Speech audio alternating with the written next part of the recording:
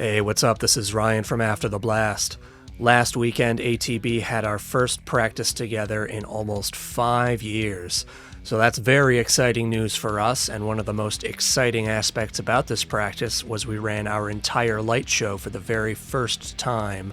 If you want to see and hear what that sounds like, a link to our video Break Me Down that we recorded during that session will be on screen and in the description. Over the pandemic, I made 6 lighting rigs that we can bring on stage, simply plug into power, and they are all good to go with wireless DMX signals sending them all the commands. 2 of them have our stage banners, which have a unique folding mechanism that I invented for very quick deployment of our banners. 2 of them are stage risers that we can stand on and have lights that illuminate the 3 of us across the front, and have a geyser in them that give off a quick burst of fog for a dramatic effect. The final 2 rigs sit next to our drummer Mike and have lights dedicated to illuminating him and his kit. There are also 2 moving head lights and a haze machine in each of these rigs. The box is a compact design for travel. The vent at the bottom allows the haze to come out. To move it around, there's a handle at the top and wheels at the bottom so I can tilt the box back. It opens up with a single latch in the front. I pull up the apparatus to set that on the top, and then simply pull out the drawer so that way the smaller moving head has an unobstructed beam. Each of these rigs are pre-wired together. They all have a wireless DMX receiver to get the lighting commands from the computer. Those signals are then daisy-chained to the other fixtures in the rig.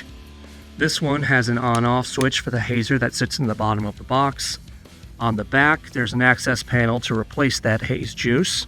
Unfortunately, our very first day of trying to use these, our singer Dylan pulled this out of his car, and he pulled the handle right out of the side.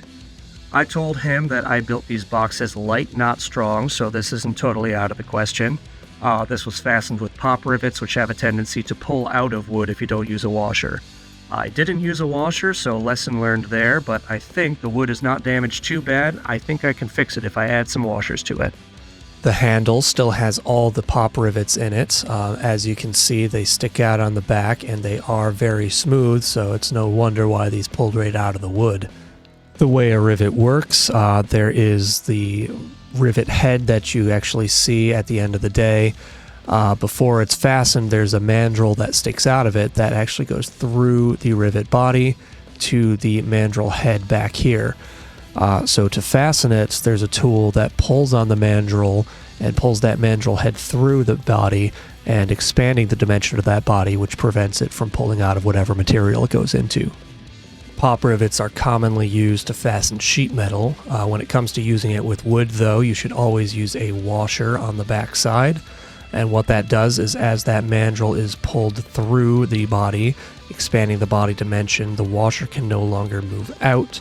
So when you're using wood, that gives it a lot of surface area behind the backside of the wood, significantly increasing the pull-out strength for that fastener.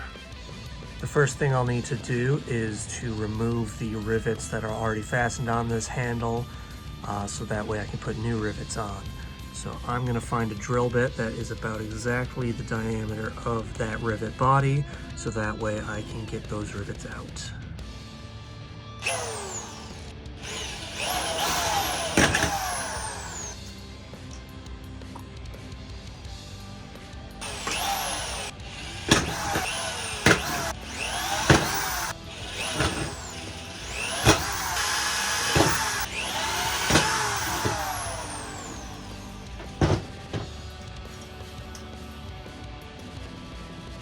Good as new.